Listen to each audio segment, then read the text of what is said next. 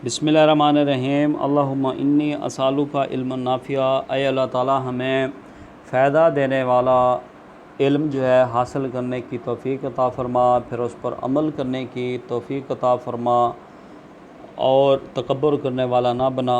ऐ अल्लाह ख़ुद से डरने वाला बना। आमीन सुम्मा आमीन। आज मैं आपको बताऊंगा कि आपके उर्दू के पेपर के अंदर जो है ना टोटल कितने सवाल आते हैं और इसके कितने नंबर होते हैं। तो सबसे पहले मैं आपको ये बता दूं, उर्दू के पेपर के जो हैं टोटल नंबर 75 हैं। 75 में से 25 नंबर वाला पास होता है, यानी कि कुल नंबर्स को आपने 3 पे तकसीम करना है। तो जो तीसरा हिस्सा होता है 1/3 वो पासिंग मार्क्स होते हैं।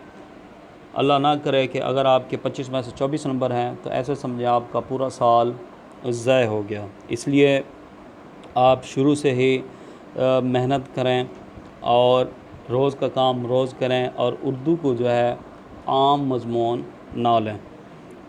तो इसके अंदर टोटल सवाल 9 होते हैं। पहला जो सवाल है उसमें आपको 15 मारूज़ियाँ देते हैं, 20 मिनट देते हैं। 20 मिनट में वो 15 मारूज़ियाँ करनी होती हैं। तो 15 मारूज़ियों में ज़्यादातर जो मारूज़ियाँ हैं वो सबक की मशक़ों में से, नज़म की मशक़ों में से और गज़ल की मशक़ों में से होती हैं, और 1-2 मारूज़ियाँ ऐसी होती हैं जो ग्रामर में से आती हैं। तो अब हम आते हैं सवाल नंबर 2 की तरफ। सवाल नंबर 2 के अंदर अशार की तशरीह करनी होती है। टोटल वो शेर 7 देता है और हमने तशरीह करनी होती है 5 अशार की। हर शेर जो है 2 नंबर का जो होता है और हिस्सा नज़म के जो है ना वो 4 शेर देगा। नज़म के 4 शेरों में से सिर्फ हमने 3 की लाजमी जो है ना वो तशरीह करनी होती है। फिर हिस्सा गज़ल के वो 3 शेर देता है। 3 शेरों में से हमने 2 शेरों की जो है ना अशार की जो है वो तशरीह करनी होती है। तो इस सवाल नंबर 2 के टोटल नंबर बनते हैं 10, यानी कि 2 ज़रब है 5, यानी कि 5 सवाल हैं तो 2-2 नंबर का एक सवाल। अब हम आते हैं सवाल नंबर 3 की तरफ। सवाल नंबर 3 के अंदर 2 पैराग्राफ जो हैं वो दिए जाते हैं, यानी कि जो आपने सबक पढ़े हैं तो इन्हीं में से जो है ना वो 2 पैरे उठाएंगे। पहले 7 सबकों में से कोई किसी सबक का जो है ना पैरा उठा लेंगे, फिर उसमें से 4 अल्फाज के मैनी वो देते हैं जिन्हें हम लिखने होते हैं। उसे हम कहते हैं ख़त कशीदा, यानी कि जो मुश्किल अल्फाज उसके ऊपर लाइन लगी होती है। तो हर पैरा जो है ये 5 नंबर का होता है और दोनों पैरे करने लाजमी होते हैं। इनमें कोई ऑप्शन नहीं होता कि अलिफ करो या बे, बल्कि दोनों करने होते हैं और हर पैरा जो है 5 नंबर का होता है। इसके अंदर जो है हमने निसर पारा ये देखना होता है कि ये पैरा किस सबक से आया, यानी कि सबक का उन्वान लिखना होता है, फिर मुसन्निफ़ का नाम लिखना होता है, फिर ख़त कशीदा अल्फाज के मैनी लिखने होते हैं।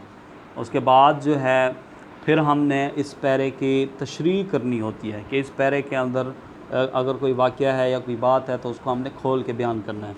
तो इस तरह इस सवाल के जो हैं 10 नंबर बनते हैं, 5 नंबर पहले पैरे में से और 5 नंबर दूसरे पैरे में से। अब हम आते हैं सवाल नंबर 4 की तरफ। सवाल नंबर 4 के अंदर जो है वो आपको देता है सवालात के जवाबात।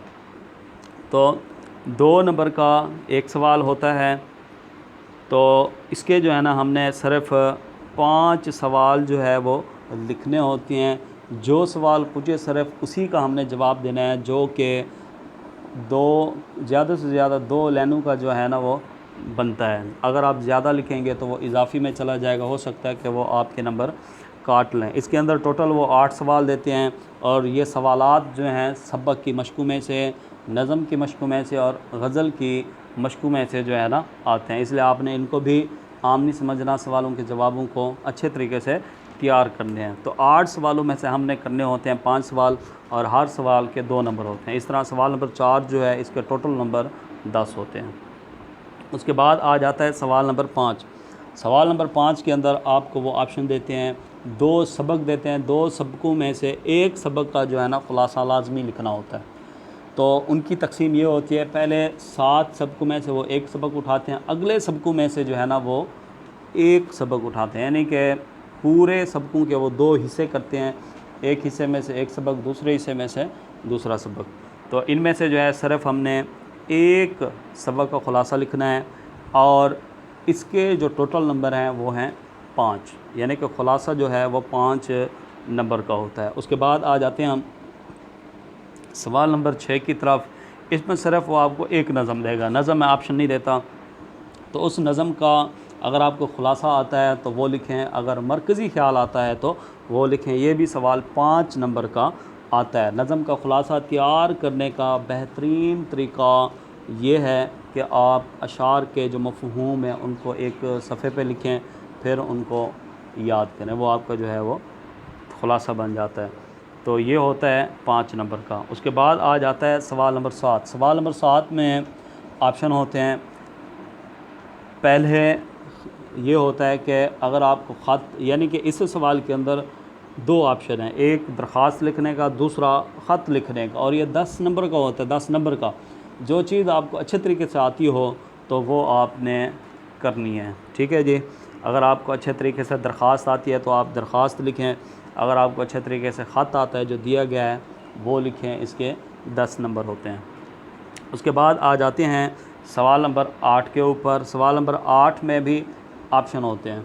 अगर कहानी और मुकालमे का जो है ना ये ऑप्शन है। कहानी अगर आपको आती है कहानी लिखें, अगर आपको मुकालमा आता है तो वो लिखें। तो इसके नंबर होते हैं जी 5। तो सवाल नंबर 8 के जो है ना जी 5 नंबर होते हैं, और ये वही आपको चॉइस देता है, ऑप्शन देता है कि कहानी अगर आपको आती है कहानी लिखें, मुकालमा अगर आपको आता है तो मुकालमा लिखें। अच्छा जी, उसके बाद हम आते हैं सवाल नंबर 9 की तरफ, जो कि आपके पेपर का आखिरी सवाल है। तो इसके टोटल नंबर होते हैं 5, और इसमें भी ऑप्शन है। वो आपको पहले जो है गलत फ़िक्रात की दुरुस्तगी देगा। गलत फ़िक्रात देते हैं, फिर उसको हमने ठीक करने होते हैं। सिर्फ 5 फ़िक्रे आपको देगा, उसको आपने ठीक करके लिखना है। अगर वो आपको आते हैं तो ठीक, नहीं तो फिर नीचे और ऑप्शन होगा जुज़ नंबर 2 का कि ज़रबुल अमसाल मुकम्मल करें। वो ज़रबुल अमसाल देते हैं खाली जगह की सूरत में, वो हमने मुकम्मल करनी होती हैं। अगर वो आपको अच्छे तरीके से आती हैं तो आपने वो कर लेनी है। तो आप ख़ुद देख लें। सवाल नंबर 1 के 15 नंबर हैं, सवाल नंबर 2 के 10 नंबर हैं। 15 और 10 कितना हो गया? 20। सवाल नंबर 3 के 10 नंबर हैं। 15 और 10 25 हो गए। और सवाल नंबर 3 के 10 नंबर हैं, कितना हो गया? 25 और 10 35 नंबर। सवाल नंबर 4 के 10 नंबर हैं, 35 और 10 45। सवाल नंबर 5 के 5 नंबर हैं, 45 और 5 50। सवाल नंबर 6 के भी कितने नंबर हैं जी? 5। 50 और 5 55 हो गए। उसके बाद सवाल नंबर 7 के 10 नंबर हैं, 55 और 10 65 हो गए। सवाल नंबर 8 के 5 नंबर हैं, 70 नंबर हो गए। और सवाल नंबर 9 के 5 नंबर हैं। इस तरह टोटल नंबर 75 बन जाते हैं, ठीक है जी। तो सबसे ज़्यादा जो नंबरों की अहमियत है आप ख़ुद देख लें कि असबाक का आपने जो है ना पैराग्राफ की तशरीह लिखनी है, वो भी सबको में से है। सवालों के जवाब भी सबको में से हैं, और मारूदियाँ भी अक्सर सबको में से आती हैं। अगर आप इन पे ही ज़्यादा मेहनत आप कर लें, ख़ुलासा भी सबको का ही है, मेहनत आप कर लें तो आप पास मार्क्स हासिल कर सकते हैं।